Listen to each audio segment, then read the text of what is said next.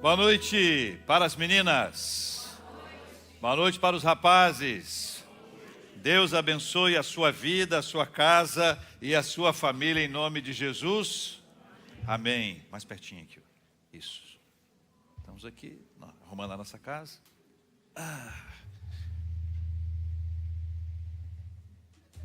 Que a graça e a paz estejam sobre todos, em nome de Jesus. Nós queremos convidar vocês a abrirem as suas Bíblias no livro de Êxodo. Êxodo, segundo livro da Bíblia, no capítulo de número 15. Êxodo, capítulo 15. Nós faremos a leitura da palavra do Senhor. O reverendo Romer vai orar e nós vamos pedir a iluminação do Espírito Santo.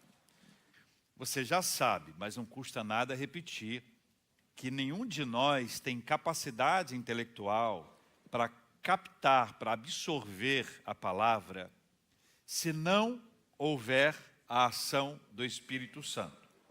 Nós vamos ficar na superficialidade. O que nós precisamos é de profundidade. E esta profundidade só vem por meio do Espírito Santo de Deus, que nos ilumina para que a gente possa assimilar essa palavra e trazê-la para o nosso coração. Lendo as Sagradas Escrituras, Êxodo 15, versículos 22 a 27, a palavra do Senhor é maravilhosa e ela traz para a gente o desafio dessa noite de 2 pastores e uma mensagem. Fez Moisés partir a Israel do Mar Vermelho e saíram para o deserto de Sur. Caminharam 3 dias no deserto e não acharam água. Afinal, chegaram a Mara. Todavia, não puderam beber as águas de Mara, porque eram amargas, por isso chamou-se-lhe Mara. E o povo murmurou contra Moisés, dizendo: que havemos de beber? Então Moisés clamou ao Senhor. E o Senhor lhe mostrou uma árvore. Lançou-a Moisés nas águas, e as águas se tornaram doces. Deu-lhes ali estatutos e uma ordenação, e ali os provou.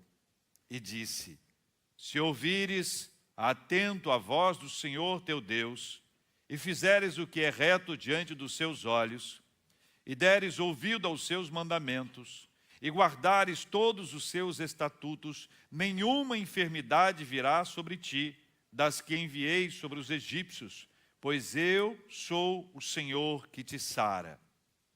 Então chegaram a Elim, onde havia 12 fontes de água e 70 palmeiras, e se acamparam junto das águas. Vamos orar. Deus querido, Pai amado, somos teus servos, ó Pai. Somos carentes da iluminação do teu Espírito Santo. Somos carentes, ó Deus, de que esta palavra lida venha, ó Deus, através da intermediação do teu Espírito, Pai, ser, ó Deus, instrumento para falar no nosso coração. Por isso clamamos, ó Pai, que o Senhor prepare o nosso coração para ouvir a tua palavra. Que o Senhor nos prepare, ó Deus, para entendermos e atendermos a voz do teu Espírito. Que haja em nós, ó Deus, a posição de servos, de aprendizes e o desejo de ouvir para colocar na vida tudo o que o Senhor tem a nos falar. Fala conosco, Pai. Queremos te ouvir em nome de Jesus. Amém. Amém. A gente começa com uma pergunta bastante difícil. E se chegar o tempo da escassez? Essa é uma pergunta muito difícil de ser respondida, porque nenhum de nós está a fim de passar pela escassez. Nós queremos ter uma vida boa. Nós aprendemos que o que é bom é sombra e água fresca. Nós aprendemos a desfrutar daquilo que é maravilhoso. Então, quando nós chegamos ao tempo da escassez, normalmente nós somos surpreendidos, porque não estamos preparados para isso. Curiosamente, o povo de Israel havia permanecido no Egito por cerca de 400 anos. Eles viveram a dureza da escravidão, a dureza da servidão. Depois Deus resolveu arrancá-los de lá, e arrancá-los de lá, exatamente o verbo arrancar, deu a eles a possibilidade de experiências extraordinárias que nós conhecemos, as 10 pragas, a saída, a instituição da Páscoa, que acontece lá naquela última noite marcante, logo na sequência, a travessia do Mar Vermelho, a pés enxutos, um milagre maravilhoso. Depois disso, eles andam 3 dias, deserto adentro, e não acham água, porque chegou o tempo da escassez. A escassez nos surpreende, porque ela nos leva a reconhecer o nosso real estado. A escassez revela quem nós somos, revela em quem nós cremos, revela o nosso posicionamento interno e a nossa relação com Deus. A escassez é um lugar de aprendizado. A escassez tem uma pedagogia própria. A pedagogia da escassez, ela é dura, ela é difícil. A escassez é quando nós olhamos para as nossas mãos e não encontramos absolutamente nada. E ao não encontrarmos nada nas nossas mãos, nós nos perguntamos, e agora? O que é que vai acontecer? A escassez para esse povo chegou no contexto de 400 anos de escravidão. Significa que eu sou escravo, meu pai era escravo, meu avô era escravo, meu bisavô era escravo, as pessoas que eu conheço, meus relacionamentos, os meus irmãos, os meus amigos, somos todos escravos. O que nós temos é fruto da escravidão do Egito. Eles nos oprimiram, nos arrancaram o couro, fizeram tudo o que quiseram conosco. Depois disso, eles se sentem amados, escolhidos, privilegiados, saem com nariz altivo, peito estufado, entendendo que agora eles foram escolhidos pelo Senhor e nessa escolha maravilhosa, eles vão viver agora a bênção da terra prometida. Só que no caminho da terra, e a caminho da terra, existem percalços, existem trechos tortuosos, existem circunstâncias adversas que talvez eles não estivessem preparados para elas. Eu não os condeno. Eles não estavam, nós também não estamos. É necessário que a gente compreenda que a partir dessa realidade descrita nas Sagradas Escrituras, nós vamos nos encontrar com o nosso espelho. E vamos olhar para nós e vamos pensar o que fazemos quando bate a nossa porta a escassez. Como a enfrentamos? Como passamos pela escassez? Durante um tempo, o que nós ouvimos foi uma temática de triunfalismo. Alguns declaravam com muita alegria, é só vitória! E alguém na hora dizia, amém! E do outro lado alguém dizia, aonde?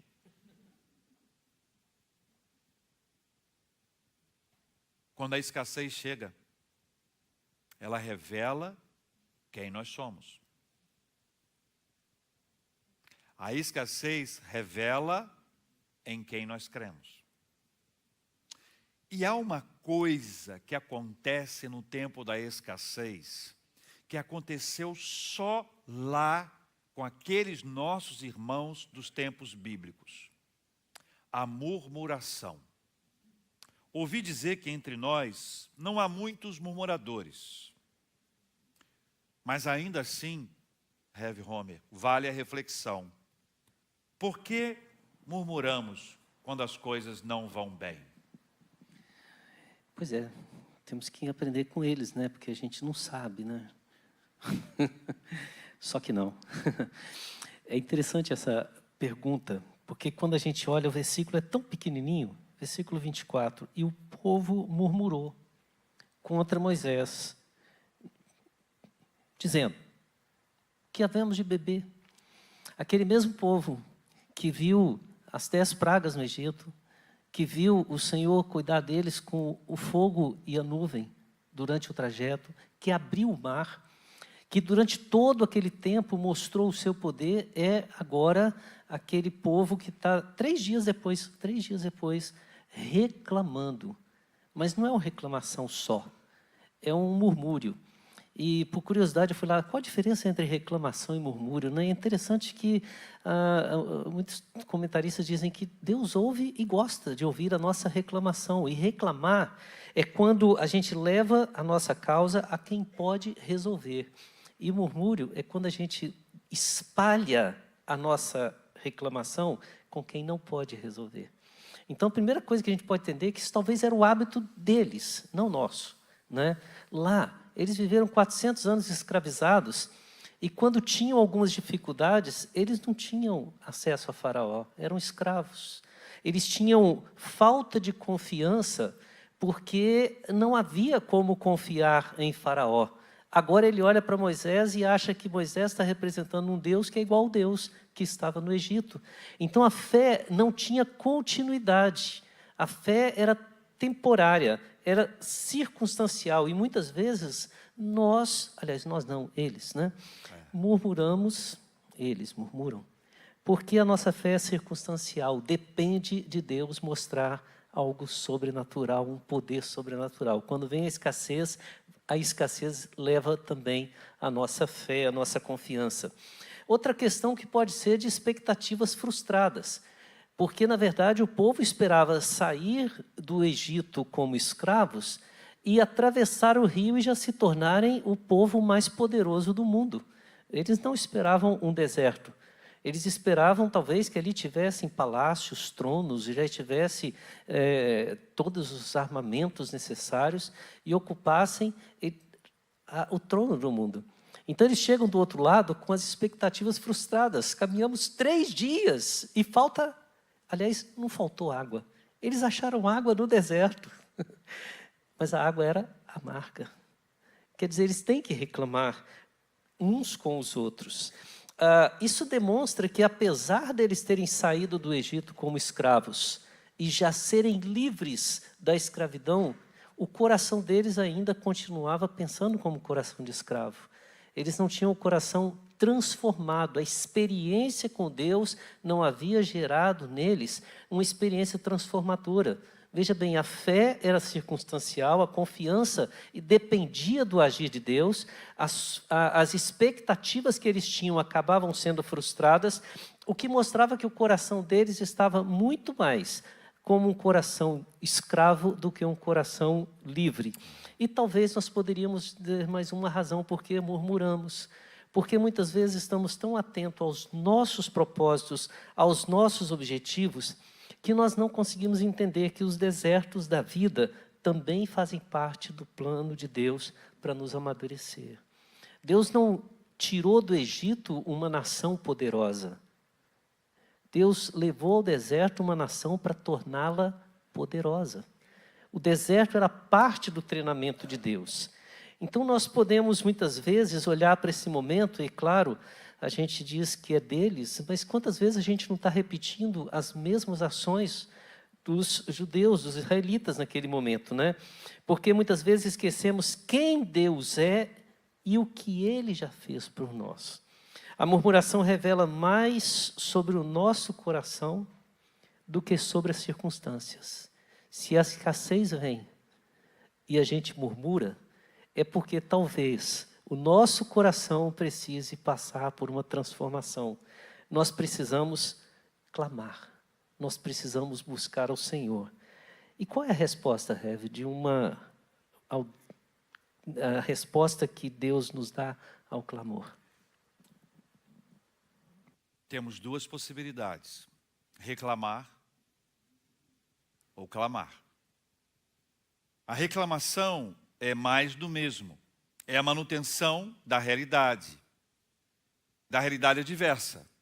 É a manutenção da dor, da angústia, da ansiedade, da inquietação. Humanamente, nós estamos dando informações para o nosso cérebro e criando para nós mesmos um ambiente onde nós não enxergamos alternativas. Mas o Senhor nos chama ao clamor. Daí é importante que você e eu aprendamos que algumas adversidades na nossa vida, elas são apenas e tão somente oportunidades para nós termos mais intimidade com o Senhor.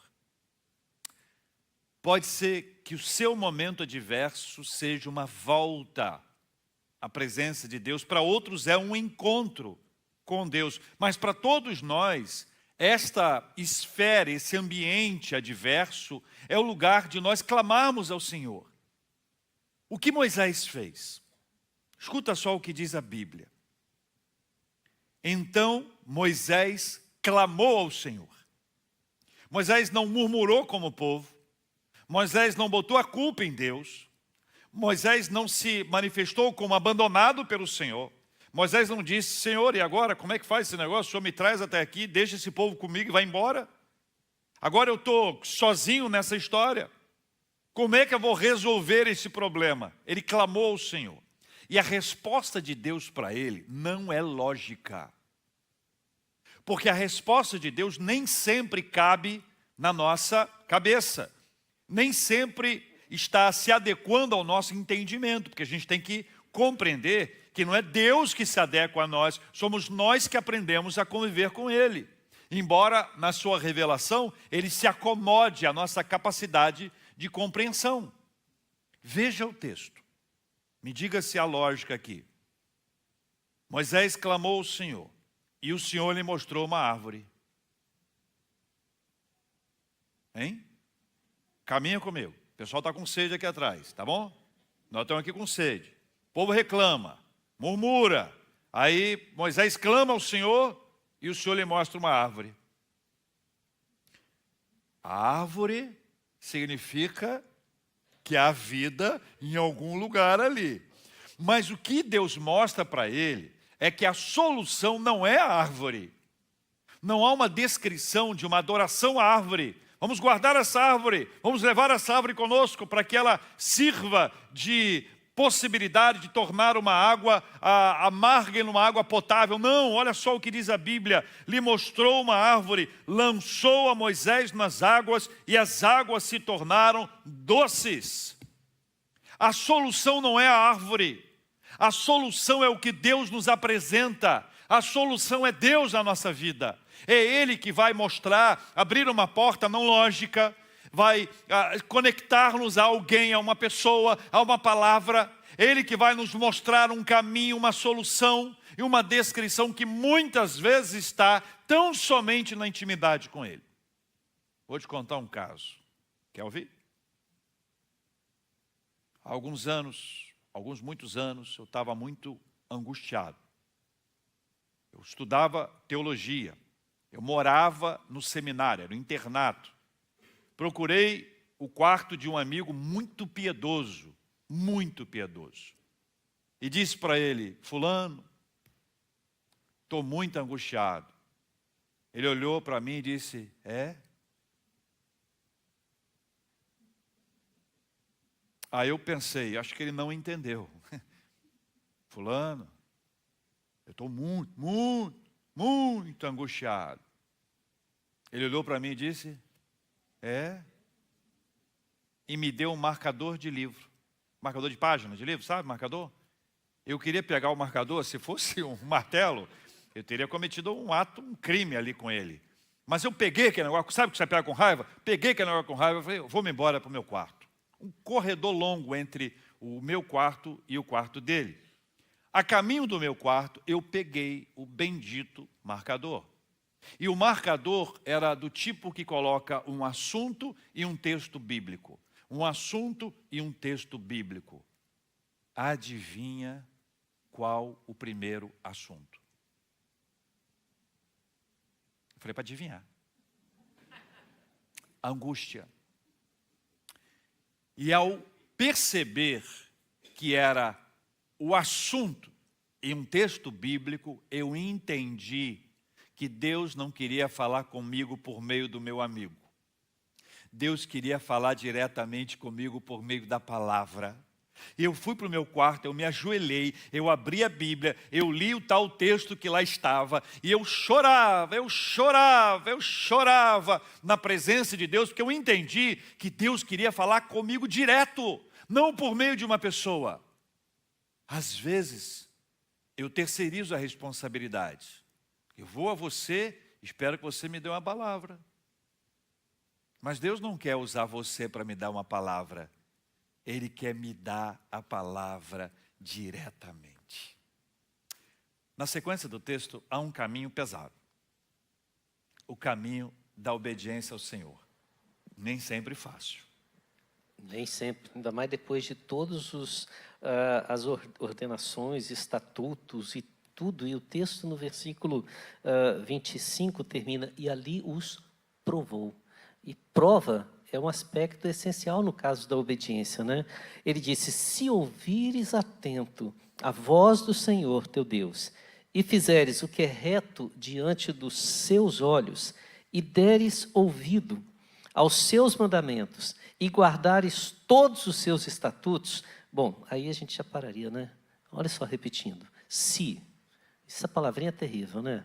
Ela coloca um condicional, e no condicional, em primeiro lugar diz, ouvires atento à voz de Deus, não é simplesmente ouvir, é ouvir com atenção, e a gente sabe a diferença de ouvir para ouvir com atenção, a gente ouve quando o outro fala, ouve com atenção quando a gente quer entender o que o outro está falando. Nós vivemos uma era em que se ouve muito, mas atenção se põe pouco.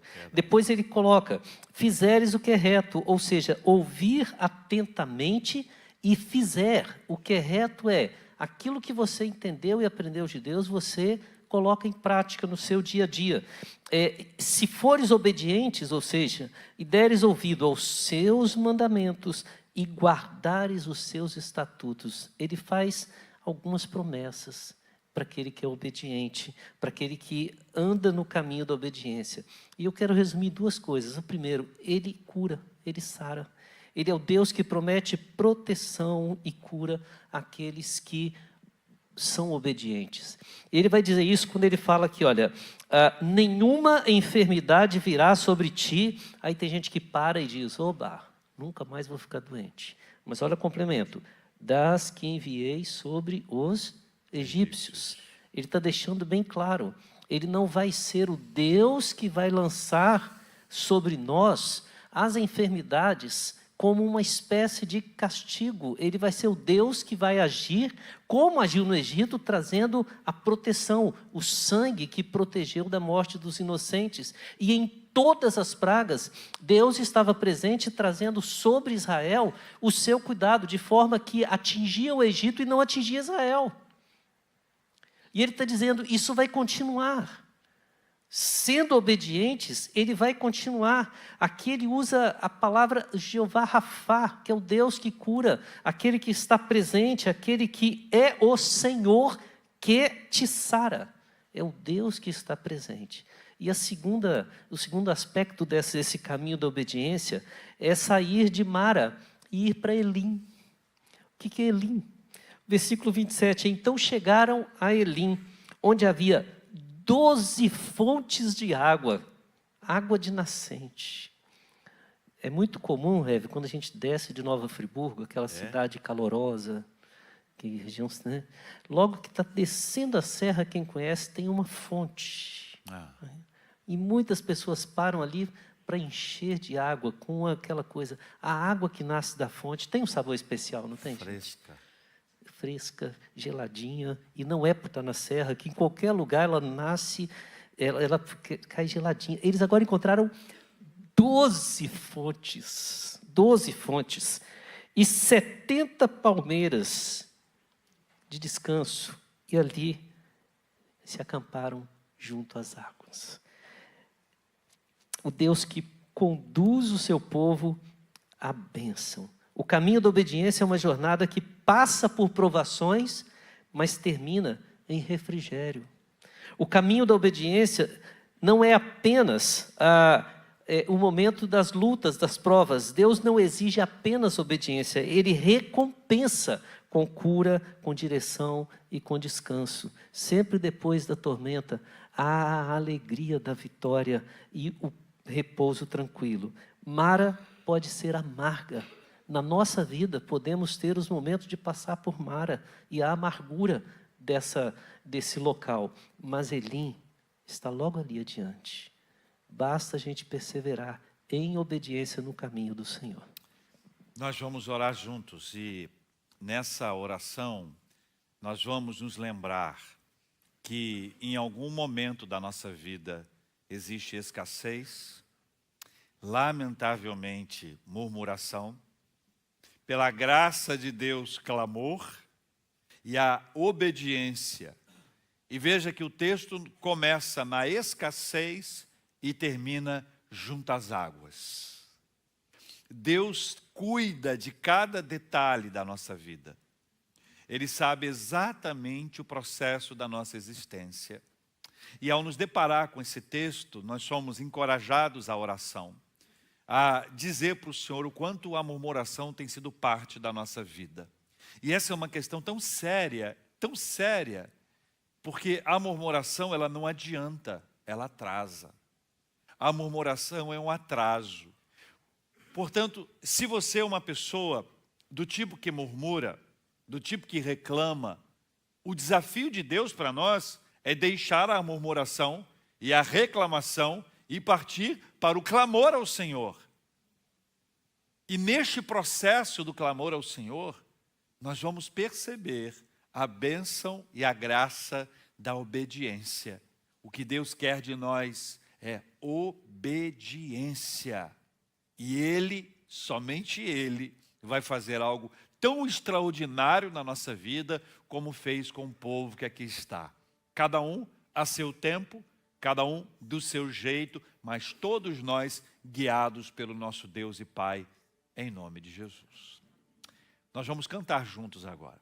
E após esse louvor ao Senhor, nós vamos orar. E o desafio para você e para mim é, vamos colocar isso diante de Deus? Vamos colocar essa escassez que eventualmente você esteja atravessando diante de Deus em oração? Vamos clamar ao Senhor? Se for o caso de você ser uma pessoa, e você sabe que é mais da reclamação do que do clamor ao Senhor, é tempo de dizer para Ele, Senhor, eu vou abandonar a reclamação, eu vou deixar a murmuração, eu vou me entregar ao clamor ao Senhor. Se você está vivendo o tempo da desobediência, está desviado dos caminhos do Senhor, está perdido na casa do Pai, é tempo de voltar para obedecer. E no processo, no caminho da obediência, nós vamos encontrar as águas que nós precisamos, as fontes de águas que vão nos dar a bênção de um renovo para vivermos os desafios de Deus para a nossa vida. Então, enquanto estivermos cantando, venha, que nós vamos orar juntos, em nome de Jesus.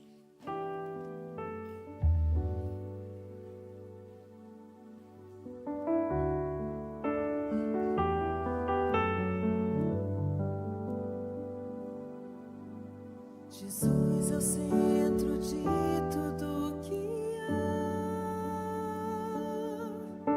Jesus é o centro de tudo que há. O início e o fim, desde a eternidade, tudo é sobre Jesus. Jesus. Jesus é o centro de tudo que há. Jesus é o centro de tudo que há. Meu início, o início e o fim, desde a eternidade, tudo é sobre Jesus.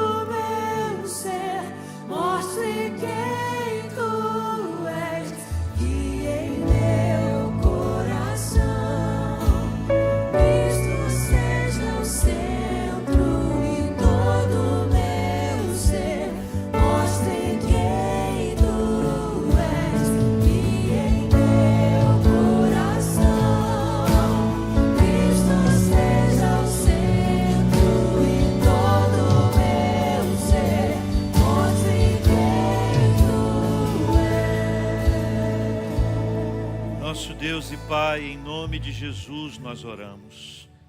Jesus, o nosso amado, Jesus, o centro da nossa vida, Jesus, o nosso Redentor, Jesus, o nosso Senhor, o nosso Salvador, Jesus que muda a nossa vida, muda a nossa história, Jesus que fala ao nosso coração. Nós te glorificamos, Espírito Santo de Deus, que nos consola, que nos guia a toda a verdade. Espírito Santo de Deus, que sopra sobre nós o ânimo novo para seguirmos em frente.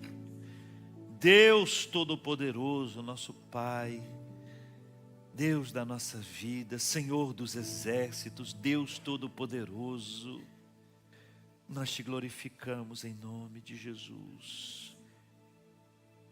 A escassez, Pai, a escassez nos ensina, a escassez nos educa, a escassez nos inquieta. No meio da escassez, nós queremos olhar para o alto, erguer os nossos olhos e ver a provisão do Senhor. Queremos olhar com esperança para aquilo que está adiante de nós. Queremos perceber que no meio da escassez não há lugar para murmuração, não há lugar para reclamação. Mas nesse lugar de escassez, de luta, de adversidade, de sofrimento, de angústia, o lugar é de clamor ao Senhor. É o nosso encontro, o nosso reencontro, é a busca da sua bênção, da sua presença, é o clamor pela intervenção do Senhor, pelo socorro bem presente nas horas da angústia, é a busca incessante da intervenção, da mudança, da transformação, do milagre que vem da tua voz. É no clamor ao Senhor que nós buscamos, e aclamando ao Senhor que nós avançaremos. Responde, Senhor, ao clamor do teu povo em nome de Jesus. Responde, Senhor, ao pedido de socorro, muitas vezes sussurrado, de corações machucados, feridos, que não deixaram de crer, que não deixaram de esperar, que não perderam a esperança. Gente cuja fé está no Senhor, que fez os céus e a terra. Nós olhamos, ó Deus, e pedimos que o Senhor nos ajude na obediência, porque não queremos agir segundo as nossas próprias leis, queremos seguir as leis do Senhor, não queremos fazer segundo o nosso coração, que é enganoso, perigoso, corrupto. Queremos agir segundo a vontade do Senhor, e assim nós nos submetemos ao Senhor. Ensina-nos, Pai. Nós ouviremos a voz do Senhor e seguiremos. Seguiremos a sua palavra, porque ela é lâmpada para os nossos pés, é luz para o nosso caminho. Deus amado, nós oramos confiantes e firmados na palavra do Senhor. Nós clamamos pelos nossos irmãos que estão carecendo de intervenções da parte do Senhor quanto à saúde. Deus amado, o Senhor conhece o nosso organismo, as nossas células, e nós oramos pela Magda, por quem oramos nessa tarde. Nós oramos, ó Deus, pela Márcia Branquinho, oramos pela Yaraná, oramos pelo Gabriel, oramos pela Dona Grace, oramos pelo Marcelo Vargas, pela Maria José, oramos pelo Ivan, pelo Pedro Paulo, pela Dona Fani, pelo presbítero Denizar, pelo Marcos Antônio, pelo Gracélio. Oramos, ó Deus, e pedimos, Pai, em nome de Jesus, visita os teus filhos com a bênção da saúde e acaba um de nós. Obrigado pelo acampamento dos adolescentes, Senhor. Obrigado porque o Senhor falou ao coração deles. E o Senhor falou ao coração deles. E agora eles conhecem a voz do Senhor. eles sabem discernir a voz do Senhor de outras vozes. E agora eles vão poder crescer na juventude sabendo quem é o Senhor. Não mais perdidos, mas encontrados e firmados. Cuida dos nossos filhos, Pai. Cuida dos nossos meninos e meninas. Cuida dos nossos adolescentes, Pai. Para que eles possam crescer saudáveis na Tua presença, cheios da Tua presença, cheios do Espírito Santo do Senhor, cheios da Tua palavra, que o Senhor os livre de todo mal, das intervenções diabólicas, das pressões desse tempo. Ajuda-os, Pai, em todas as áreas, para que eles sejam fortalecidos pelo Senhor. E cada pai, cada mãe possa acolher, ouvir as histórias, encorajá-los e abençoá-los. Em nome de Jesus, o nosso amado. Jesus que é o centro da nossa vida. Jesus que é a razão da nossa existência. Em nome de Jesus. Amém.